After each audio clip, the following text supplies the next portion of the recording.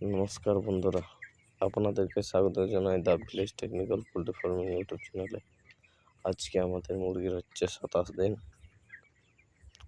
মোটামুটি দুটো, এটাতে আছে হ্যাপাটো কেয়ার, যেটা লিভার টনিক ফিডের সাথে মাখিয়ে দিতে হয়।